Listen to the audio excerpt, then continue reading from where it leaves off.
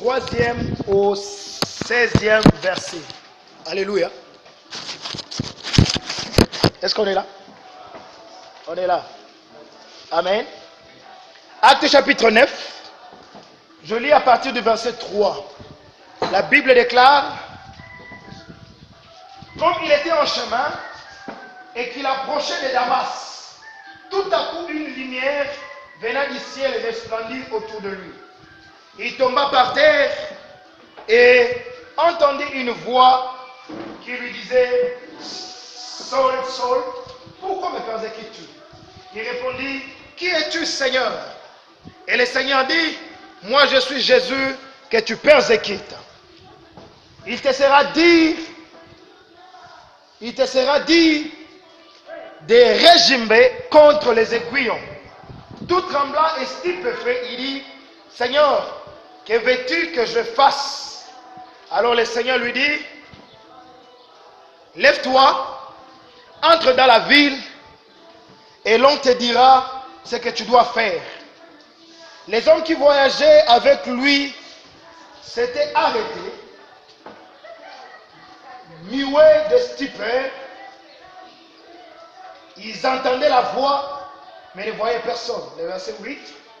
Saul se releva de terre, et malgré ses yeux ouverts, il ne voyait rien. On lui prit par la main pour le conduire à Damas. Il fit 3 jours sans boire et ne mangea ni ne but. Or, il y avait à Damas un disciple du nom d'Ananias.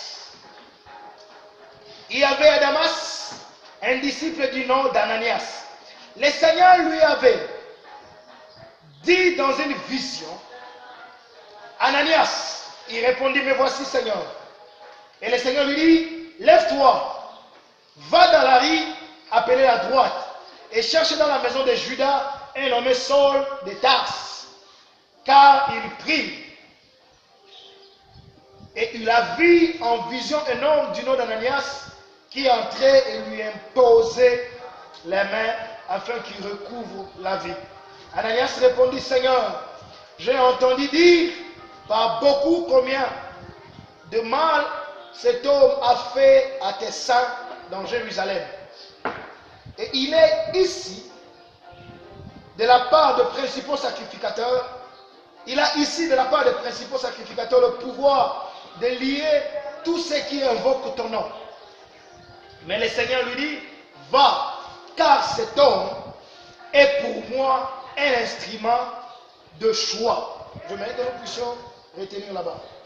Car cet homme est pour moi un instrument de choix, afin de porter mon nom devant les nations et les rois et devant les fils d'Israël. Et je lui montrerai combien il faudra qu'il souffre pour mon nom. Amen. Alléluia. Alléluia. Amen. Alléluia. À partir d'aujourd'hui, nous commençons un thème que nous intitulons Mon appel et mon Père spirituel. Alléluia. Mon appel et mon Père spirituel. C'est purement un enseignement que je vais donner. L'objectif de cet enseignement, c'est de déposer dans nos vies une certaine connaissance par rapport non seulement au ministère, mais par rapport aussi aux bénédictions que Dieu place dans le ministère. Alléluia. Mon objectif n'est pas de trop remplir vos cœurs, mais beaucoup plus remplir vos agendas. Amen. Cette semaine, je veux vraiment enseigner. Je ne veux pas être pressé. Et j'étais en train de demander au Seigneur qu'à la fin de cet enseignement, que quelqu'un arrive à comprendre des choses basiques sur la vie chrétienne, sur la marche de la foi. Alléluia. Alléluia. Tout au long de cette semaine, je vais suivre un certain canevas. Pour ceux-là qui sont en train d'écrire, je vais vous donner ce canevas d'une manière rapide. Premièrement, à part l'introduction générale, je vais donner quelques définitions. Amen. Donc si tu as ton agenda, ton carnet, tu écris. 1. Introduction générale. 2. Définition et contextualisation de concepts. Nous allons définir d'abord l'appel. C'est quoi l'appel? On a toujours parlé d'appel. D'appel, c'est quoi l'appel? Comment on est appelé? Pourquoi on est appelé? Nous serons tout autour de ça. Deuxièmement, nous parlerons du ministère. C'est quoi un ministère? Quand on parle du ministère, on veut parler de quoi? D'une manière générale. Troisième définition, nous parlerons du père spirituel. C'est quoi un père spirituel en réalité? Quatrièmement, nous définirons certains concepts qu'il ne faut pas confondre avec le père spirituel. Alléluia. Il y a des concepts qu'il ne faut pas confondre avec le père spirituel. Et parmi ces concepts, il y a ce qu'on appelle les mentors. Il y a celui qu'on appelle le modèle de service. Il y a celui qu'on appelle l'encadreur. Il y a celui qu'on appelle le compagnon de parcours. Alléluia. Alléluia. Après définition, nous parlerons, le troisième point, le pouvoir d'un père. Alléluia. Le pouvoir d'un père. Un père a un pouvoir. Amen. Et je pense que ça, nous le développerons vendredi. Le pouvoir d'un père.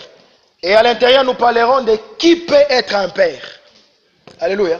Nous devons comprendre que ce n'est pas tout serviteur de Dieu qui est appelé à devenir père. Être un serviteur de Dieu ne fait pas de toi un père spirituel. Tout père spirituel est serviteur de Dieu. Tout serviteur de Dieu n'est pas forcément un père spirituel. Alléluia. Certes, il y a des qualités pour être serviteur de Dieu, mais il y a aussi des qualités particulières pour devenir père. Amen. Et à l'intérieur, nous parlerons de... Ça, c'est un. Deuxièmement, nous parlerons les pères et ses responsabilités. Quand on est père, on a un certain nombre de responsabilités. Troisièmement, nous parlerons de les pères et la longévité ministérielle du fils. Alléluia. Un père et la longévité ministérielle du fils. Amen. Quatrièmement, nous parlerons de l'héritage d'un père. L'héritage d'un père. Et dimanche, si Dieu fait grâce, nous parlerons du quatrième et dernier point que nous avons intitulé la puissance d'être bien introduit. Alléluia. La puissance d'être bien introduit. Vous remarquerez que le monde obéit à un système de jeu. Le monde évolue avec un type de personne. Et plusieurs fois et dans plusieurs domaines, il y a toujours ce qu'on appelle celui qui est introduit et celui qui est introduit. Alléluia. Et celui qui est introduit vient toujours après celui qui est introduit. Alléluia. Tu ne peux jamais être introduit si on ne t'a jamais introduit. Voilà pourquoi, lorsque Jésus devrait naître, il a fallu que quelqu'un d'autre puisse naître. Il a fallu que Jean-Baptiste naisse pour introduire Jésus. Le décalage de naissance entre Jean-Baptiste et Jésus dépendait de la puissance d'introduction. Alléluia. Et Jean-Baptiste dit ceci: moi je vous baptise d'eau, mais j'ai introduit quelqu'un qui vous baptisera de quelque chose de plus grand, de plus fort que l'eau.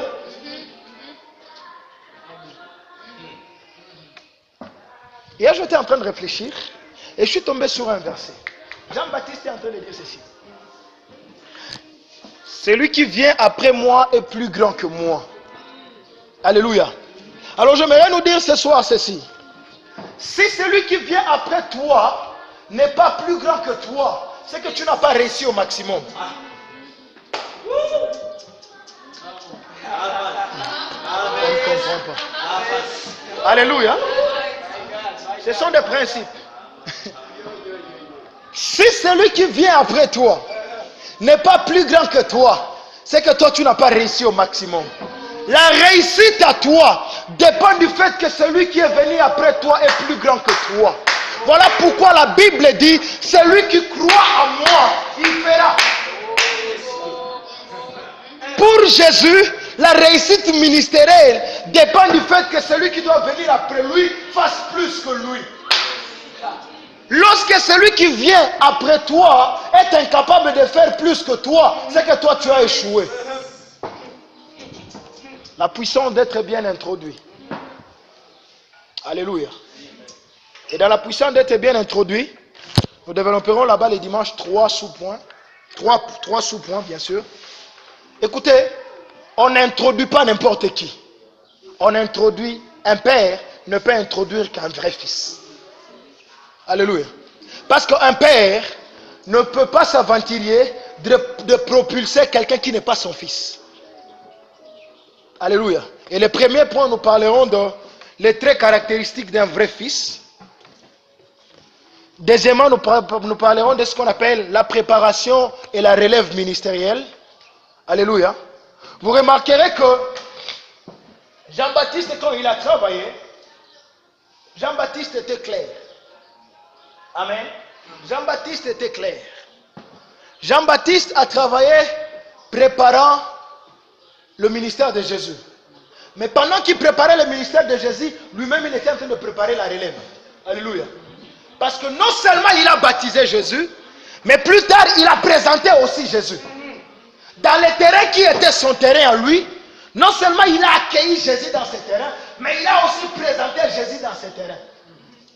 Alléluia. Mais aussi, dans sa présentation, il mentionnait qu'après moi, c'est lui. Alléluia. Très important. Troisième point, nous parlerons des défis et des dangers dans l'exercice ministériel. Les défis et les dangers dans l'exercice ministériel. Amen. Voici les canevas que nous allons utiliser tout au long de cette semaine. Donc toi qui commences l'enseignement ce soir, fais-toi violence de terminer cet enseignement. Alléluia. Alléluia. Est-ce que je peux commencer? Amen. Voilà. Là où nous avons lu, la Bible nous parle d'un meurtrier. La Bible nous parle carrément d'un homme méchant. Amen. Un homme qui est tellement méchant. Saul, il s'appelait.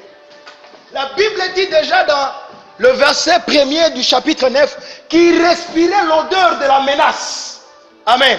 La cruauté de Saul était aussi grande que même la menace qu'il inspirait, lui-même l'a respiré. Alléluia. Et là où nous sommes en train de lire, c'est au moment où l'église primitive vient à peine de poser les bases, vient à peine de poser le fondement. Alléluia. Christ est parti et Christ laisse l'église. Et l'église est en train de vivre un certain réveil. Et ce réveil-là provoque une antipathie. Alléluia. Les principaux sacrificateurs se retrouvent antipathiques à l'égard de ce réveil. Et ils se mettent à les disperser. Lorsqu'ils étaient dans le conseil, la Bible nous présente un type qui s'appelle Gamaliel.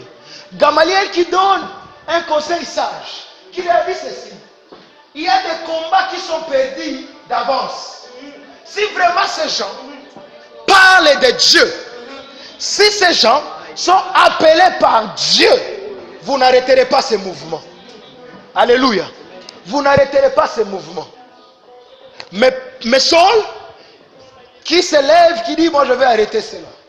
Et lorsque il menace, il disperse les chrétiens de l'église de Jérusalem, il se rend compte qu'il a eu vraiment de la notoriété chez les principaux sacrificateurs. Il dit: ok, je vais aussi aller à Damas. Amen. Je vais aussi aller à Damas. Et lorsque Paul part à Damas, sur le chemin de Damas, la Bible dit, il fait une rencontre. Alléluia. C'est là où je commence à parler de l'appel. Amen. Écoutez-moi bien. L'appel n'est rien d'autre que le fait que Dieu te fasse demi-tour par rapport à la marche que tu es en train de faire. L'appel n'est rien d'autre que le fait que Dieu te prend et te met à part pour une cause contraire à la cause que tu avais. Alléluia. Tu avais une cause, tu avais des objectifs. Mais lorsque Dieu entre dans ta vie, il perturbe tes objectifs, mais il te donne ses objectifs à lui. Ce n'est pas que Dieu va exécuter ses objectifs, mais c'est les objectifs de Dieu qu'il te donne que toi tu es censé exécuter. Alléluia. Et je vais nous dire ceci. Toute marche chrétienne commence par l'appel. Amen. Nous ne pouvons pas parler d'une marche chrétienne sans parler de l'appel. Parce que le début de chaque marche chrétienne, c'est l'appel. Mais parlant aussi de l'appel, il y a deux catégories d'appels que nous devons comprendre. Il y a ce qu'on appelle l'appel au salut. C'est à ce moment-là que nous recevons Christ comme Seigneur et Sauveur.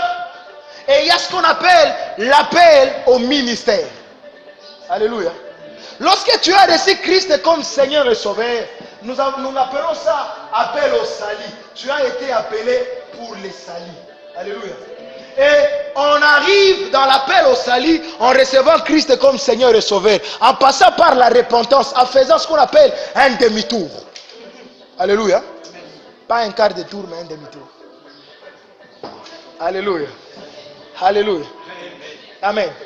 Et une fois passé par l'appel au salut, c'est là que tu peux arriver à l'appel au ministère. Je ne parle pas de l'appel au salut, je crois que tous on est sauvés. Je parle de l'appel au ministère, l'appel au service. Alléluia. L'appel au service. Mais ce que nous devons aussi comprendre dans l'appel au service, c'est qu'il y a un certain nombre, il y a une catégorie d'appelés. Alléluia. Dans la société, dans la famille chrétienne, il y a ce qu'on appelle les auto-appelés. Les gens qui se sont appelés par eux-mêmes. Et là, je vais vous dire une chose. La récompense n'est pas réservée au fait que tu t'es invité. Christ ne peut te réserver la récompense que si lui t'a appelé. Écoutez, on ne peut payer que quelqu'un qu'on a engagé. Le contrat ne fait que lorsque tu as été engagé. Si tu n'as pas été engagé, ne t'attends pas qu'à la fin, tu auras un salaire. Alléluia. Et il y a dans la vie chrétienne, c'est là qui se sont appelés. Alléluia. C'est là qui se sont appelés. Faisant des choses, généralement les auto-appelés sont ceux-là qui font des choses pour Dieu sans être avec Dieu. Ce sont des gens qui font des choses au nom de Dieu, mais sans l'aval de Dieu. Je vais nous dire une chose. Ce n'est pas parce que tu fais quelque chose pour Dieu que tu as l'approbation de Dieu dans la chose que tu fais avec Dieu. Alléluia. Deuxième type, deuxième catégorie, ce sont ceux-là que les hommes ont appelés. Alléluia. C'est là que les hommes ont appelé. Généralement, ce sont des gens qui sont déçus. Alléluia. Écoutez-moi bien. L'appel n'est pas génétique. Alléluia. Ce n'est pas parce que papa est pasteur qu'automatiquement le fils devient pasteur. L'appel n'est pas génétique. Alléluia. Le salut n'est pas génétique. La Bible est claire. La Bible dit que deux personnes, un mari et une femme, seront ensemble, mais l'un sera enlevé et l'autre ne sera pas enlevé. En d'autres termes, le salut de papa n'est pas ton salut. Et l'appel de papa n'est pas ton appel. Ne crois pas que le fait de grandir à l'église fait de toi un appelé. Alléluia. Alléluia. Nous devons comprendre cela. Ce n'est pas parce que tu passes plusieurs temps. Est-ce qu'il y a des enfants de pasteurs ici? Voilà. Au moins vous allez me comprendre. Nous sommes nés, papa était pasteur. Et comme papa est pasteur, aller à l'école de dimanche c'est obligatoire. Moi j'allais à l'école de dimanche non pas parce que je le voulais. Parce que le seul moyen de prendre le petit déjeuner à la maison, c'était d'aller à l'école de dimanche. Ce n'est pas que je voulais aller à l'école de dimanche, mais j'avais besoin du petit déjeuner. Et nous, on prenait le petit déjeuner après avoir quitté l'école de dimanche. Alléluia. Mais il est arrivé aussi un moment où j'ai commencé à avoir le goût de l'école de dimanche. Non pas parce que je le voulais, mais c'est parce qu'à la fin de l'école de dimanche, on nous donnait des bonbons. Mais là, fais attention avec les enfants qui te donnent les bonbons chaque dimanche. Alléluia. Et on est habitué comme ça. Et si on est enfant du pasteur, du coup, on se retrouve en train de faire le drum. La batterie à l'église. Quelques temps après, on commence à toucher aux instruments. Quelques temps après, on commence à faire les keyboards. Et à la fin, on commence à conduire les cultes. Est-ce qu'on a été appelé? Est-ce qu'on a été appelé? Alléluia. Très important. Alléluia. Trop important. La troisième catégorie sont ceux-là que Dieu a appelés. Les appelés par Dieu. Amen. Hein? Je prie ce soir que nous puissions tous être appelés par Dieu. Alors, essayons un peu de parler de certaines choses liées à cet appel. Écoutez-moi bien. Première des choses que nous devons savoir par rapport à l'appel, c'est que l'appel de Dieu n'est pas d'abord un appel à faire quelque chose. C'est d'abord un appel à être quelque part, dans sa présence.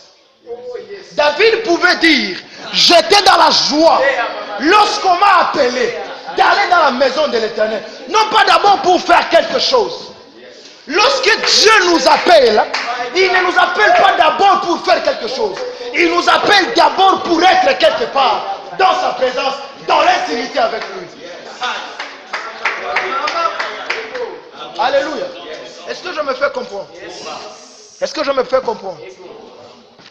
Écoutez-moi bien. Dans cet appel-là, les services viennent après l'intimité. Dans Luc chapitre 10, la Bible nous présente deux sœurs, Marie et Marthe. Et Marthe est en train de dire à Jésus, mais Jésus, tu ne peux pas relâcher une ressource humaine pour qu'elle m'aide à préparer la nourriture pour toi. Et Jésus dit à Marthe ceci, tu t'inquiètes pour beaucoup de choses. Ce qui est clair, Marie a choisi la bonne part. Alléluia. Ce que Marthe ignorait, c'est que Christ n'a pas d'abord besoin des gens qui font des choses pour lui, mais Christ a d'abord besoin des gens qui sont avec lui. Alléluia. Dans ton appel avec Dieu, dans ton appel au ministère, les choses que tu fais avec Dieu, des choses que tu fais pour Dieu, ne seront jamais au-dessus de cette réalité que tu es avec Dieu. Amen. Alléluia. Je vais m'expliquer. Dans Psaume chapitre 50, la Bible dit ceci. Et quand j'aurai faim, moi je ne te dirai pas. Alléluia. Le problème de Marthe, c'est quoi? Parce que tellement que Christ était habitué à venir manger chez lui, il croyait que toutes les fois où Christ dépasse la porte, il a faim. Alléluia. Deuxième des choses que nous devons savoir aussi par rapport à l'appel, là je parle de certaines vérités, c'est que l'appel de Dieu ne vient pas dans ta vie pour ce que tu es, mais pour ce que tu vas devenir. Alléluia. Dieu ne nous appelle pas d'abord pour ce que nous sommes, mais il nous appelle pour ce que nous allons devenir. Alléluia. Voilà pourquoi lorsqu'il appelle Paul, et il dit à Ananias, j'ai appelé Paul, et Ananias doute. Ananias dit, mais attends, comment tu peux appeler ce genre de personnes? Et Dieu était en train de dire à Ananias, je ne l'appelle pas pour ce qu'il est maintenant, je l'appelle pour ce qu'il va devenir. Toi tu le vois maintenant, mais moi je le vois en devenir. Alléluia. C'est pour cette raison, comprenez ceci. Dieu n'appelle pas les qualifiés, mais Dieu qualifie ceux qu'il a appelés. Dieu n'appelle pas les forts, mais l'appel de Dieu rend le faible fort. Alléluia. Est-ce que je me fais comprendre? Je me fais comprendre? Alléluia. Tu n'as pas besoin de croire que Dieu ne t'appellera pas. Amen. Laisse-moi même choquer quelqu'un. Est-ce que tu sais que c'est ton handicap là qui te qualifie à l'appel de Dieu?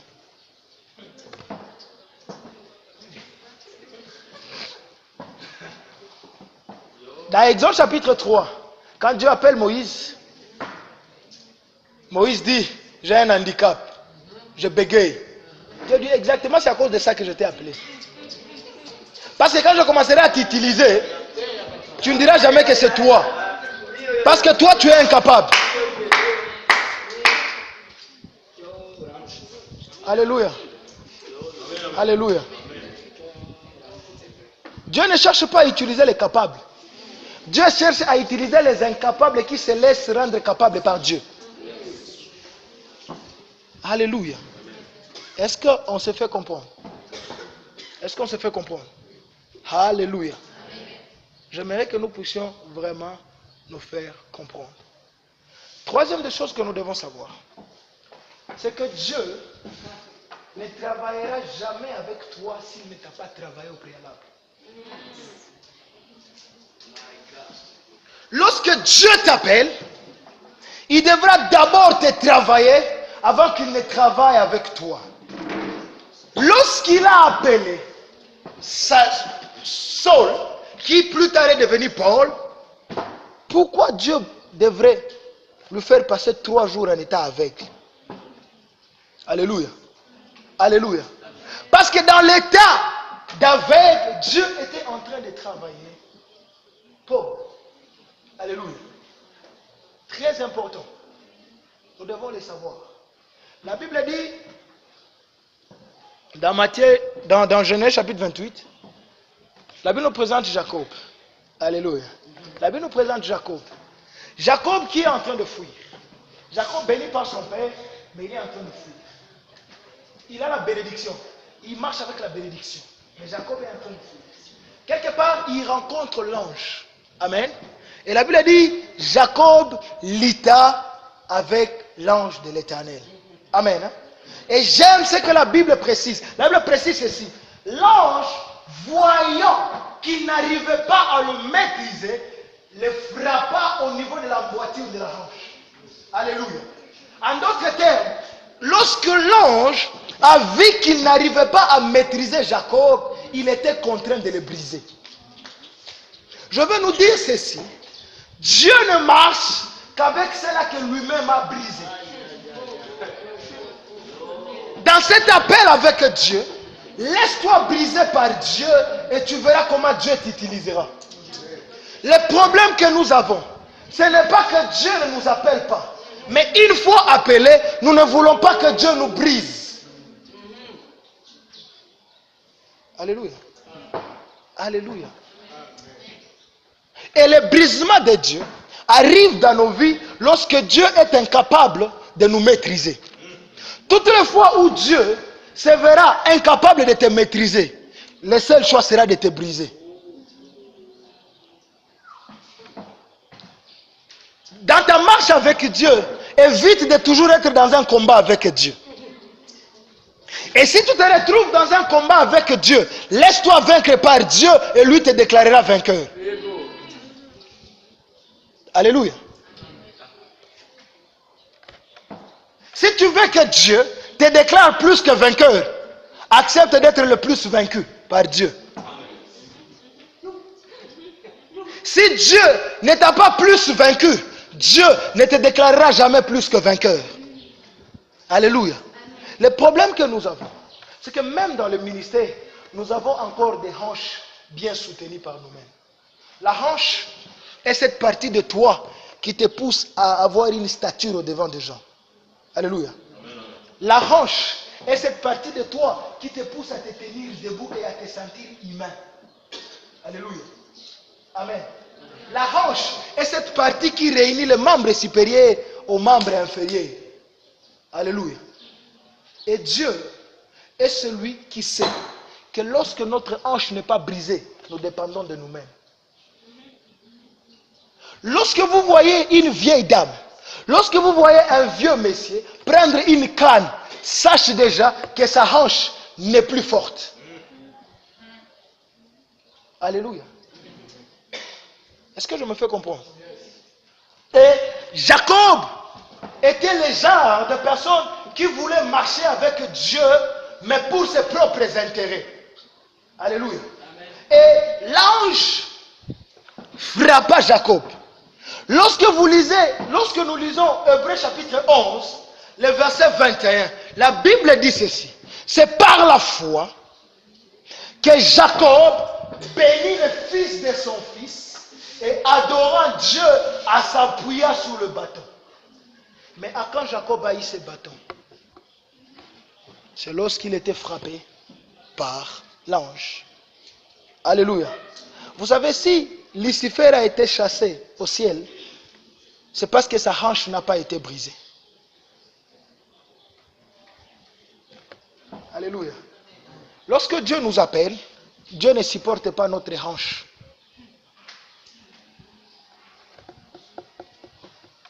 Il faudra que je descende. Il va falloir que je descende. Alléluia. Alléluia. Il va falloir que je descende. Mais j'aimerais nous dire ceci.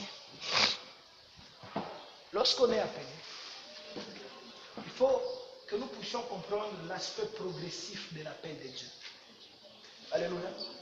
Il y a ce qu'on appelle l'appel initial. Alléluia. Il y a ce qu'on appelle la redéfinition de l'appel et l'effectivité de l'appel. Amen. Lorsque nous parlons de l'appel initial, ça veut dire quoi? C'est lorsque toi-même, tu sens en toi que tu es appelé par Dieu. Dieu ne t'a rien dit.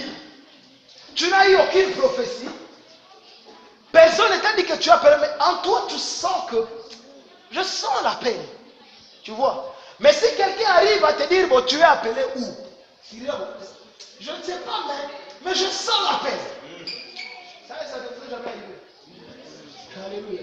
Ça, c'est la phase de l'appel initial. Amen. Hein? C'est très important. En ce moment-là, ne soyez pas pressés. Alléluia. Tu sens l'appel. Tu sens vraiment l'appel. C'est ce qui est arrivé lorsque Paul se retrouve à Damas. Paul n'était pas encore appelé au ministère, mais il sentait déjà l'appel. Alléluia. C'est pour cette raison que même dans la vision, il a vu Ananias. Amen. Et Ananias devrait être envoyé chez lui pour lui montrer comment est-ce que les choses se font. Mais il sentait déjà. Je suis sûr et certain qu'au milieu, il y a ceux-là qui sentent l'appel. Amen. Écoutez, quand tu sens l'appel, ne dis pas que tu es appelé. Tu sens encore l'appel. C'est différent. Tu sens encore l'appel. Alléluia. Tu sens cela. En fait, personne ne peut dire que tu es appelé.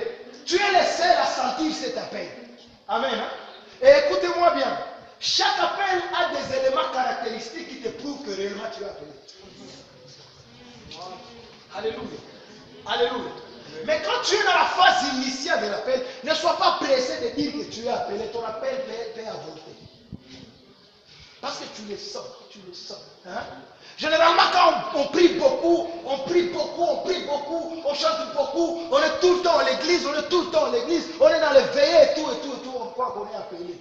Non, l'appel de Dieu ne dépend pas de ta permanence à l'église. Ce n'est pas parce que tu es trop fréquent à l'église que Dieu t'appellera. Non, l'appel de Dieu c'est plus que ça. Alléluia. Mais quand tu es en train de vivre ces choses, en toi tu sens vraiment, je sens l'appel. Mais si quelqu'un vient te demander, tu es appelé où? Tu ne sais pas. Alléluia. Tu sens cet appel. Amen. Et à ce niveau-là, on est partout. Amen. On fait tout. À l'intercession, on est là. Au protocole, on est là. À la chorale, on est là. Partout défini. Alléluia. Et on fait tout. On te demande, tu es dans quel département? Je suis dans le protocole, je suis dans l'évangélisation, je suis dans l'interprétariat, je suis dans la chorale, je suis dans. Alléluia. Normal. Amen. Alléluia. Amen. Alléluia. Il y a ce qu'on appelle la phase de la redéfinition de ton appel. Alléluia. Amen. Mais je vais nous dire une chose. De la phase de l'appel initial à la redéfinition de l'appel, il faut être en mouvement. Alléluia. Il faut être en mouvement. Ce n'est pas mauvais de se retrouver dans 4 départements. Ce n'est pas mauvais. Tu es dans le mouvement. Amen. Parce que la redéfinition de ton appel ne peut te rencontrer que quand tu es dans un mouvement. Dieu ne redéfinira pas ton appel si tu croises les bras. Alléluia. Hein? Pourquoi? Parce que lorsque Dieu redéfinit ton appel, il t'amène dans ce qu'on appelle l'appel spécifique. Amen. Mais si tu n'as pas été en mouvement, tu exerceras ton appel spécifique dans une mauvaise manière. Amen. Parce que, retenez bien, il y a 5 appels spécifiques. N'est-ce pas? Les prophètes, l'apôtre, les pasteurs, le docteur et l'évangéliste. Alléluia. Ce n'est pas parce que Dieu a redéfini ton appel dans le prophétique que tu dois ignorer l'évangélique. Alléluia. Ce n'est pas parce que Dieu a redéfini ton appel dans l'apostolique que tu dois oublier le prophétique. C'est pour cette raison. Quand tu es encore dans la phase de l'appel initial, sois partout. Alléluia. Sois partout. Sois partout. Tu auras au moins des notions un peu partout. Alléluia. Tu auras au moins des notions un peu partout. Parce que plus tard, Dieu peut t'appeler et tu es censé maintenant conduire les gens. Dans ces gens-là, il y a des prophètes, il y a. Mais au moins tu as des notions un peu partout. Et puis plus tard, je t'ai focalisé là-bas. Dans Actes chapitre 13, le verset 1er, la Bible dit ceci. La Bible nous présente une activité qui se passait dans l'église d'Antioche. Et la Bible présente que tous ceux qui servaient là-bas, ils étaient que des docteurs et des prophètes. Amen. Et bizarrement, Paul s'est retrouvé aussi docteur et prophète. Partout défini. Alléluia. Et à ce moment-là, Dieu a dit, non, il est temps que je redéfinisse ton appel. Et la Bible dit au verset 2, le Saint-Esprit dit, mettez-moi à part Paul et Barnabas pour l'œuvre à laquelle je les ai appelés. En d'autres termes, ce qu'ils sont en train de faire, je ne les ai jamais appelés pour ça. Alléluia. Ce qu'ils sont en train de faire là, ça ce n'est que l'appel initial. Maintenant, ils doivent commencer l'appel pour lequel je les ai appelés. L'apostolique. Alléluia. Amen. Mais ce que j'aime, dans Galates chapitre 1er, le verset 16 jusqu'au verset 18, Paul lui-même est en train de dire, lorsqu'il plut à celui qui m'a mis à part, quand il a été mis à part, dans Actes des Apôtres chapitre 13. Alléluia. Alléluia. Lorsque Paul a été mis à part pour l'apostolique, alléluia, lui-même il dit, dans Galates chapitre 1er, le verset 16, lorsqu'il plut à celui qui m'a mis à part, je n'ai consulté personne, je suis allé en Arabie. Alléluia. Je me suis éloigné. Écoute-moi bien. Si pour quitter l'appel initial, pour aller à la redéfinition de l'appel, il faut être en mouvement. Pour quitter de la redéfinition de l'appel, pour l'effectivité de l'appel, tu dois t'éloigner.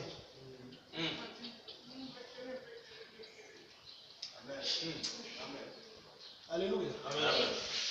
Pour quitter de l'appel initial, pour aller à la redéfinition de l'appel, tu dois être avec les gens. Tu dois être avec les gens. Tu dois être au milieu des gens. Mais pour quitter de la redéfinition de l'appel, pour l'effectivité de l'appel, qui abandonne les gens. Alléluia. Abandonne les gens. Pourquoi? Parce que Dieu n'appellera jamais quelqu'un à exercer un ministère s'il ne s'est jamais préparé au préalable pour ce ministère.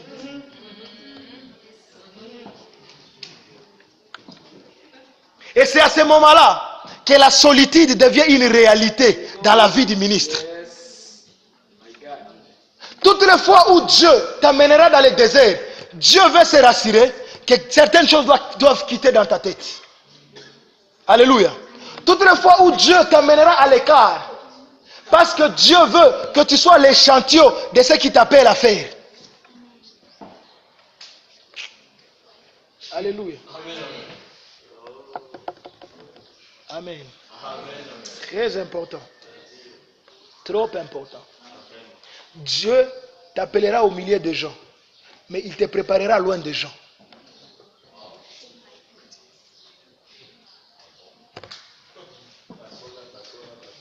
Certainement, l'appel de Dieu te rencontrera au milieu des gens.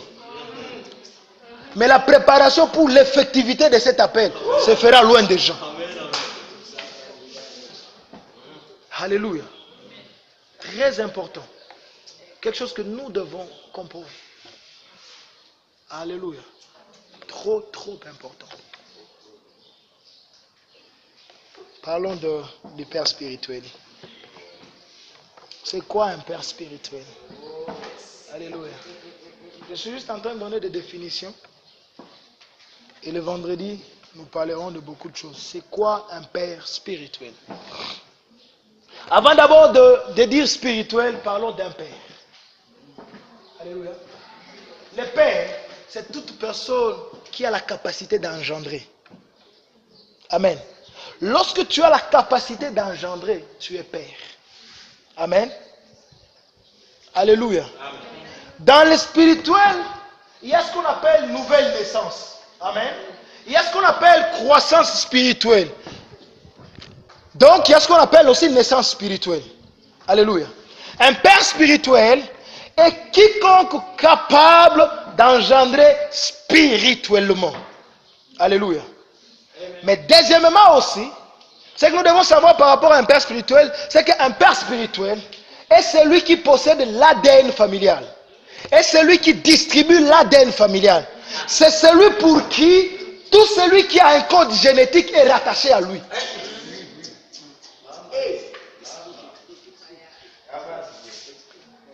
Un Père spirituel est celui qui donne le coup d'envoi, la marche à suivre.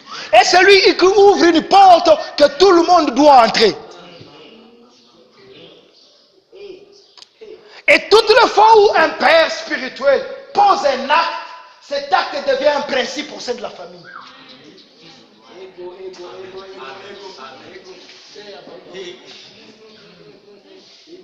Écoutez, nous ne donnons pas la dîme parce que Dieu exige la dîme. Nous donnons la dîme parce que notre Père a posé un acte et cet acte est resté un principe de la famille. Avant Abraham, on n'a jamais parlé de la dîme. Un jour, Abraham rencontre, comment on l'appelle? Melchisedec. Il pose un acte et à partir de ce jour-là, quiconque qui est rattaché à Abraham doit payer sa dîme. Alléluia. Qui est un Père spirituel? Amen.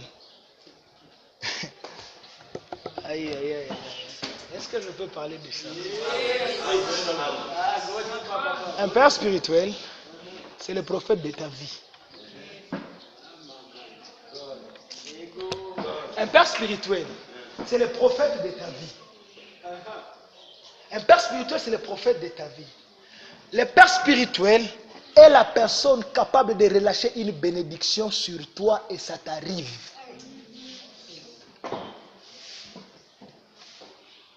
Alléluia. Un Père spirituel est celui qui voit ta vie avant que tu ne commences à vivre ta propre vie.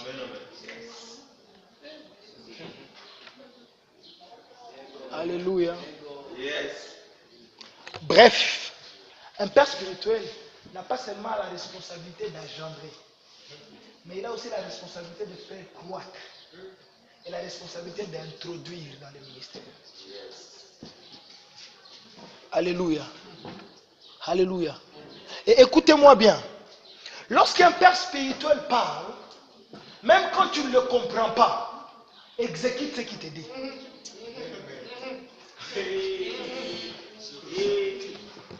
Ton appel vient de Dieu, mais il reste rattaché au Père spirituel. Voilà pourquoi, lorsque on appelle Paul, la Bible ne dit pas mettez-moi à part Paul, mais mettez-moi à part Paul et Barnabas.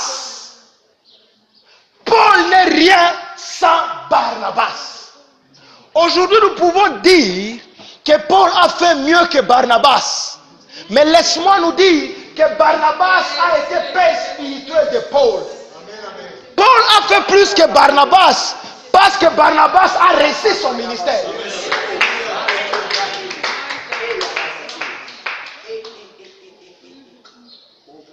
Alléluia. Alléluia. Très important. Amen. Un père spirituel, c'est quelqu'un qu'il faut honorer, quelqu'un qu'il faut respecter. Je vais vous dire une chose. Il y a de ce genre de bénédictions qu'en qualité de fils, tu chercheras. Tu ne trouveras pas. Parce que ces bénédictions-là, ça ne vient pas de Dieu. Dieu a relâché ces bénédictions il y a longtemps. Il a déposé dans un stock qu'on appelle le Père. Lorsque Anne est en train de chercher Samuel, Anne est en train d'aller devant Dieu. Mais spirituellement, Dieu est en train de me dire, moi je n'ai plus Samuel. J'ai déposé Samuel dans la bouche d'Élie. Va vers Élie. Quand Élie va relâcher Samuel, Samuel va venir dans ta vie.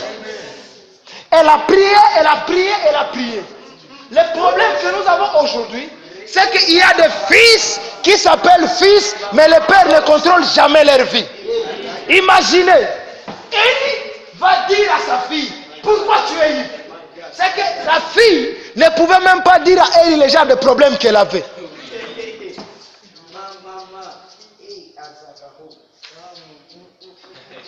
Comment veux-tu être aidé si le père ne sait pas de quoi tu souffres? Comment veux-tu avoir la bénédiction si le père ne sait pas de quoi tu as la bénédiction? Si on sait qui est le père, on ne passera pas plus de temps en train de prier. Si on sait qui est le père, faire entrer les enfants d'Israël en Canaan, c'était une grande mission. Qui a demandé à Moïse le père de ôter ses chaussures? Qui a demandé à Moïse de voir les buissons ardents?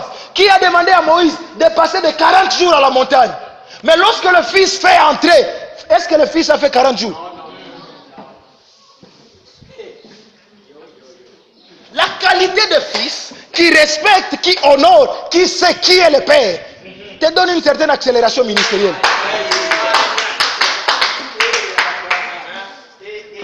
Écoutez, il y a des combats que les fils livrent. Pourtant, il n'est pas censé les livrer. S'il connaît qui est son père. Alléluia. J'ai aimé l'exemple qu'on nous a donné ici. Pendant que tout le monde est en train de trembler dans l'avion, peut-être que le petit avait un jeu vidéo. Puis on dit, mais petit, tu es fou? Il dit, non, je ne suis pas fou. Moi, je connais quelque chose que vous ne connaissez pas. Moi, je connais que celui qui est en train de conduire là, c'est papa. Et si on veut être sauvé, c'est à cause de moi. Est-ce que vous êtes sûr que papa acceptera que cet avion puisse tomber? Et moi, le fils, je suis là. Même quand on atterrira, ça ne sera pas à cause de vos agitations. Ça sera seulement par le simple fait qu'il y a un fils ici qui reconnaît que c'est papa qui est en train de piloter. Si vous avez à vomir, vomissez. Si vous avez à faire des crises cardiaques, faites des crises cardiaques. Mais la connaissance que j'ai de mon père, de quoi mon père est capable, me pousse à rester calme. Il y a des combats que le fils livre, mais en réalité, il n'est pas censé les livrer. Alléluia. Alléluia. Très, très, très important. Alors, écoutez ceci avant que je ne termine. Écoutez, on ne peut jamais avoir deux pères spirituels. L'enfant qui est né et qui appartient à deux pères, c'est un zombie.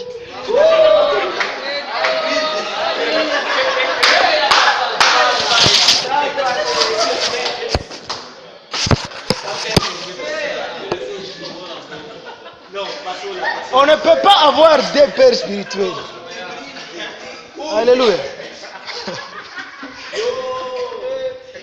Est-ce qu'on se fait comprendre? Est-ce qu'on se fait comprendre? Tu ne peux pas avoir deux pères spirituels. Oh yeah. Oh yeah. Amen. Non. Alors il y a des choses qu'il ne faut pas que nous confondons avec un père spirituel. Amen. Lorsqu'on parle d'un père, on parle de la famille. Et une famille ne peut pas avoir deux pères. Non. Une famille a un père, a des grands frères, des grandes sœurs, des petits frères et des petites sœurs. C'est comme ça que la famille est composée. Alléluia. Alléluia. Alors écoutez ceci. Quand tu aides quelqu'un, l'aide que tu apportes chez lui ne fait pas de toi son père. Il y a certaines personnes, le fait que seulement tu as délivré quelqu'un, tu t'octroies le titre de père dans sa vie.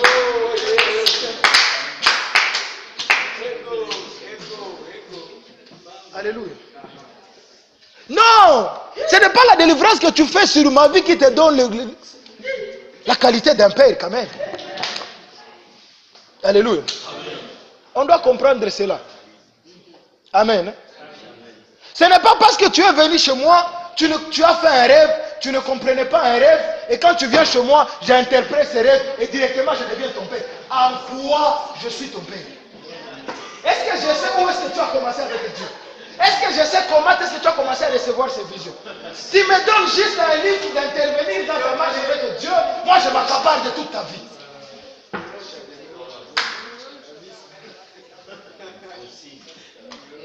Et du reste, je veux nous le dire, un père ne s'amène pas dans une vie. Qu'est-ce que nous ne voyons pas aujourd'hui? Tu donnes 4 versets à quelqu'un, tu exhortes quelqu'un et tu dis, est-ce que je peux devenir ton père?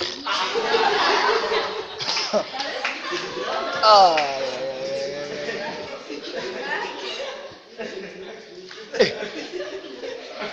Et parce qu'on a l'intercession, c'est toi le Mourongo ou intercession, et nous tous là, nous devenons maintenant tes fils. Non, non, non. Alléluia. Nous devons ramener l'ordre à l'église. Amen. Nous devons ramener l'ordre dans les ministères. Très important. Amen. Très important. Il y a celui qu'on appelle le mentor. Généralement, dans les termes sportifs, on l'appelle coach. Alléluia. Le mentor intervient dans ta vie par aval et permission de ton père. Tant que ton père n'autorise pas qu'un mentor entre dans ta vie, il n'entrera pas. Du reste, qui est un mentor?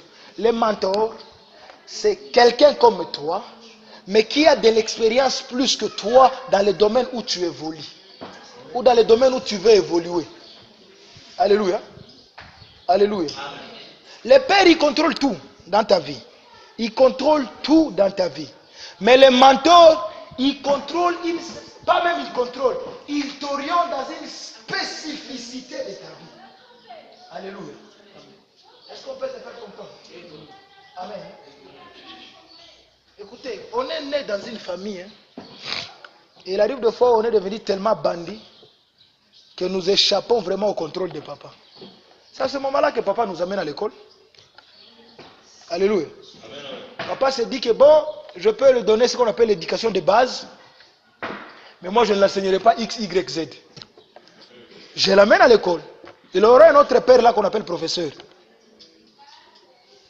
Mais ce professeur-là doit avoir des limites quand même. Il doit quand même avoir des limites. Amen. Moi quand j'ai puni mon fils, qui est ce professeur qui doit venir vraiment me demander des comptes rendus de pourquoi j'ai puni mon fils? En quoi ça te regarde?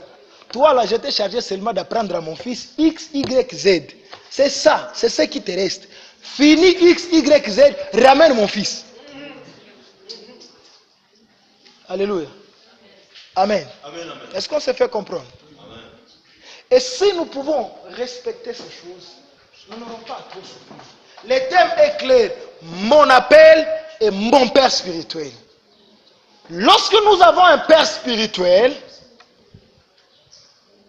alléluia, outre la souveraineté de Dieu, nous ne pouvons jamais nous situer en dehors de l'appel ministériel de notre Père. Alléluia.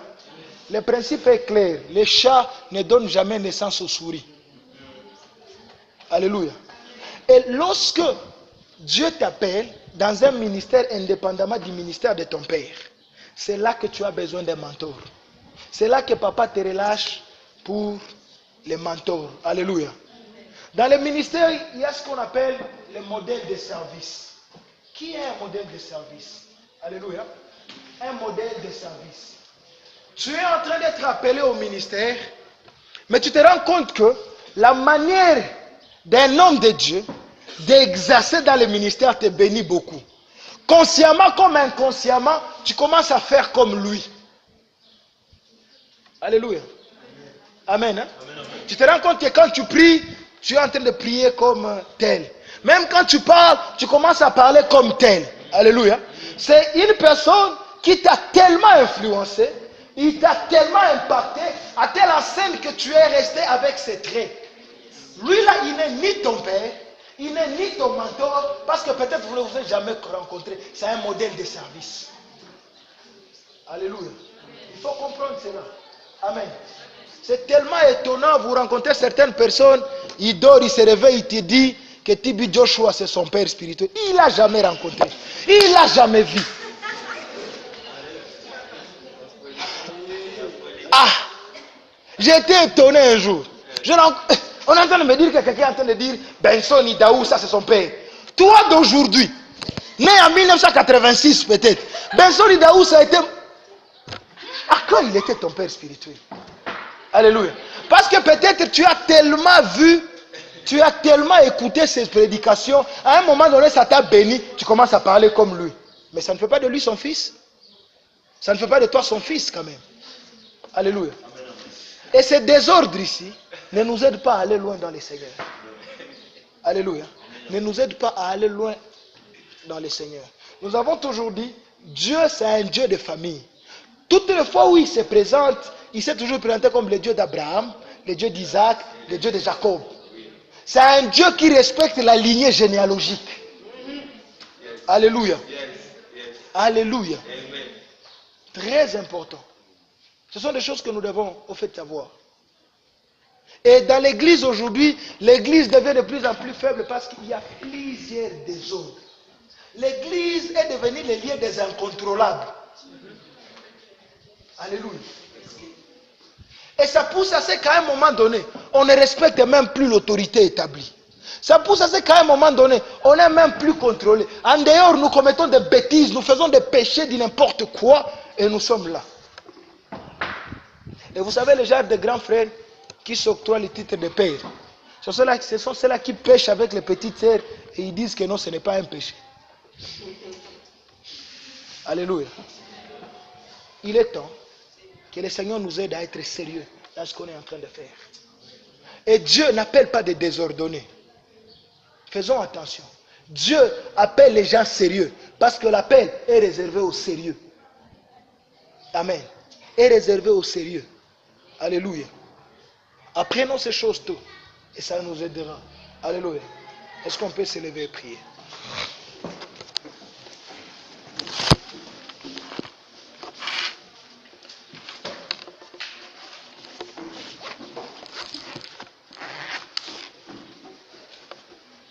J'aimerais juste que nous puissions prier.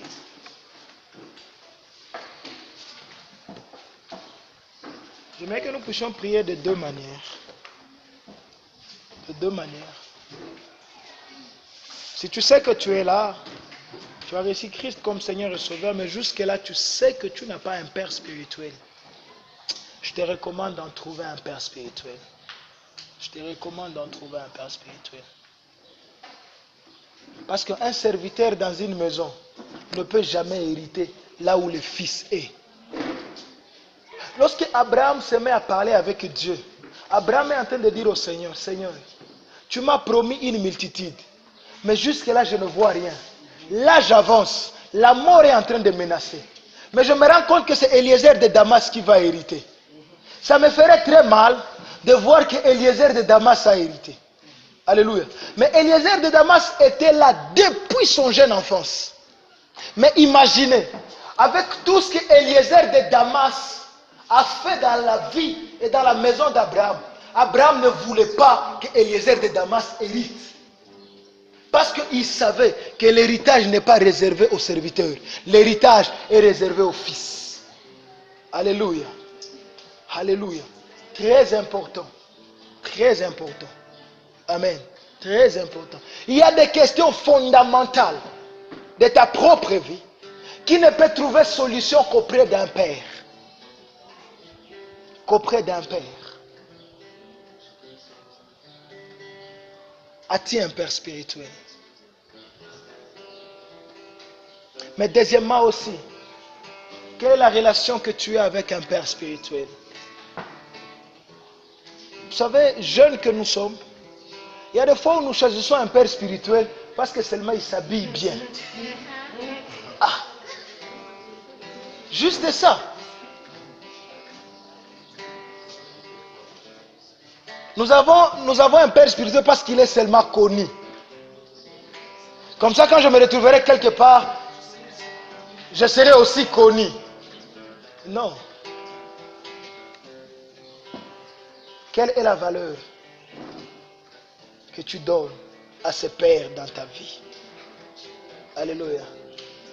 Si nous voulons que Dieu élève une nouvelle génération, nous devons connaître et respecter ces choses. Alléluia. Nous devons connaître et respecter ces choses. Amen. Paul avait un ministère fort parce que Paul avait plusieurs enfants. Alléluia. Paul n'a jamais marché avec Jésus. Pierre a marché avec Jésus. Mais lorsque nous voyons l'impact de l'évangile, c'est Paul, ce n'est pas Pierre. Pourquoi? Parce que Paul a su bâtir une famille. Pierre n'a pas su bâtir une famille. Alléluia. Trop important. Généralement, quand nous lisons la Bible, nous reconnaissons qu'Élie a fait plus qu'Élisée. Mais toutes les fois où nous parlons de ces deux personnes, nous parlons beaucoup plus d'Élie. Pourquoi? Parce qu'Élie avait un fils, Élisée n'avait pas de fils.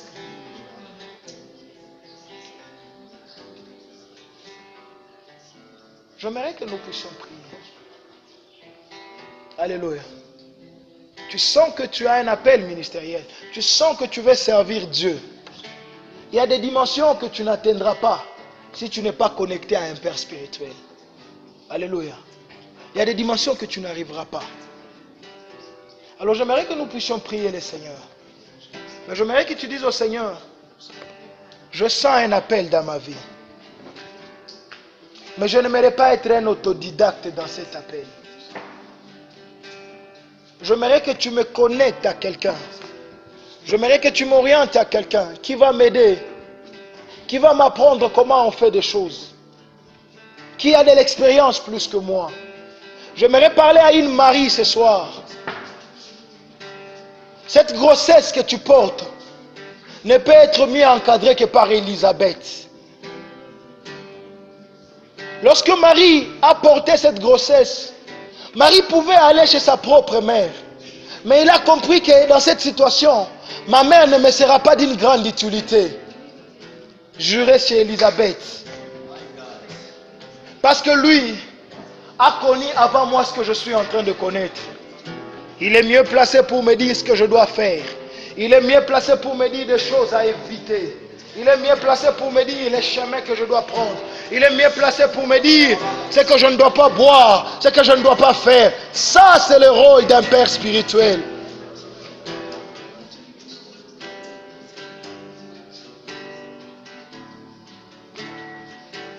J'aimerais que tu pries pour cet appel que tu es en train de ressentir. Élève ta voix, commence à prier pour cet appel que tu es en train de ressentir. Tu ressens un quelconque appel. Un appel prophétique, un appel apostolique, un appel évangélique, un appel pour la politique. Parce que la politique aussi c'est un appel. L'appel pour les affaires. Parce que les affaires aussi c'est un appel.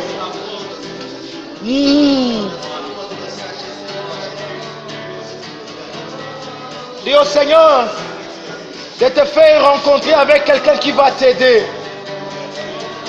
Qui te connecte à quelqu'un qui va t'aider.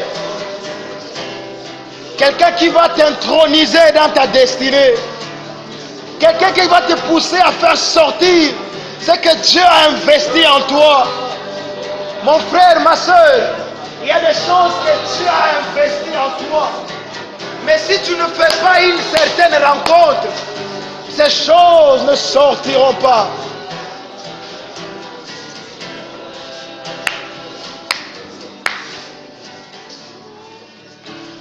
Est-ce que tu peux m'aider? Nous allons prier pour le pasteur Jules. Là où il est. Nous allons prier pour sa mère qui est gravement malade.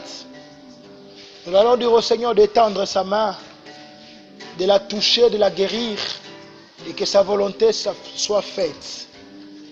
Prions pour notre pasteur, prions pour notre Père, prions, prions. Prie s'il te plaît pour sa famille, prie pour les instants qu'il est en train de passer au Congo.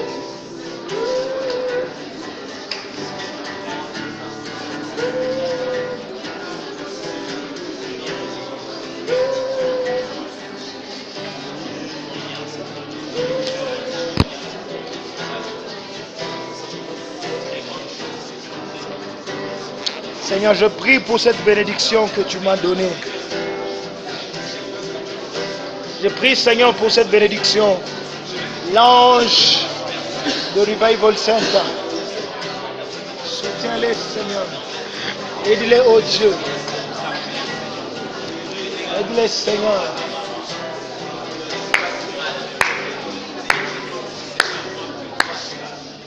À la fin, j'aimerais que nous puissions aussi prier pour une catégorie de pères. Les pères biologiques. Les pères biologiques. Est-ce que tu peux élever ta voix? Prier pour les pères biologiques. Mais aussi prier pour ce qu'on appelle le père des substituts. Ça veut dire, peut-être que toi tu n'as pas de père biologique. Compte tenu des circonstances de la vie, le père biologique t'a abandonné trop tôt, il est mort. Mais tu peux aussi prier pour un père des substituts.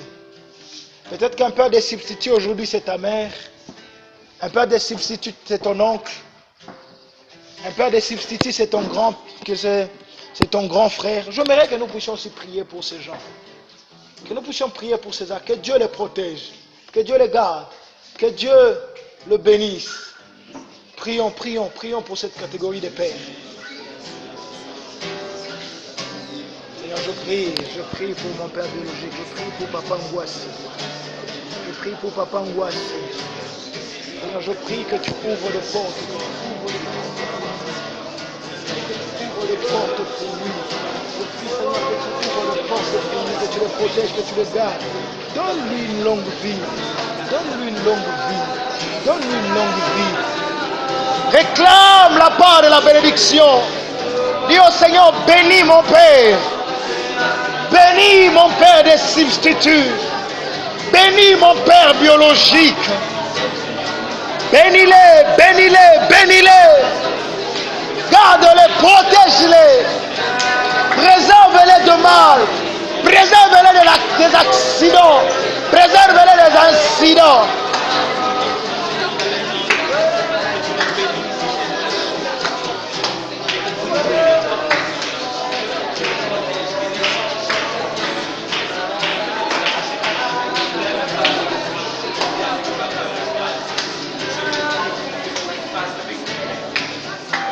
Est-ce qu'on peut acclamer le Seigneur?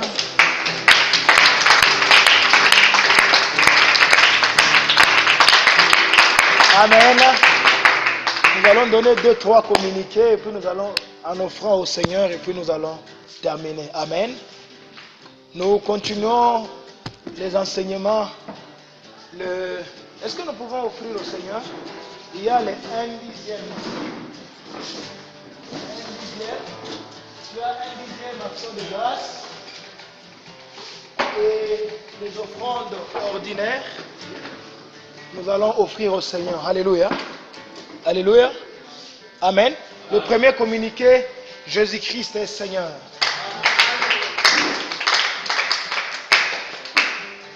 Le second communiqué, nous rappelons juste que le programme continue.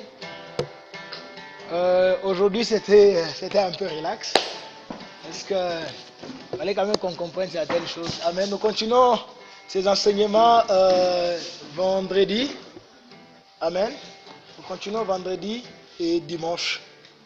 Le pasteur de 15h à 17h vendredi et dimanche de 8h à 10h. Alléluia. À 10h. Le pasteur est encore au Congo et je pense qu'il revient lundi. Lundi, à part changement, il vient lundi. Amen. Amen. Amen. Alléluia. J'aimerais quand même accueillir une sœur. Moi, je l'ai vue il y a longtemps. C'est vraiment une sœur. On a beaucoup prié avec elle. Ça fait du bien de la revoir parmi nous. Est-ce que nous pouvons accueillir la sœur Claire? Est-ce que tu peux seulement te lever? Lève-toi seulement, moi je vais t'aider. Fais comme ça, fais comme ça. Tape ici, tape ici. Amen. Ça nous fait vraiment du bien d'être avec toi ce soir. On est très contents. Amen. C'est vraiment une très bonne sœur.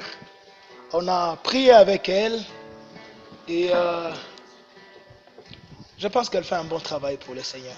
Que Dieu te bénisse. Amen. Alors à la fin, nous allons tenir debout, nous allons prier. Ah, je vais aussi accueillir un frère, William. N'est-ce pas que lui aussi il faut l'accueillir? William. Est-ce que tu peux... Toi tu étais où? Ah, merci. Et j'aimerais aussi accueillir un autre frère, c'est un homme de Dieu. C'est un frère bien. Est-ce que le frère Josué, tu peux tenir debout?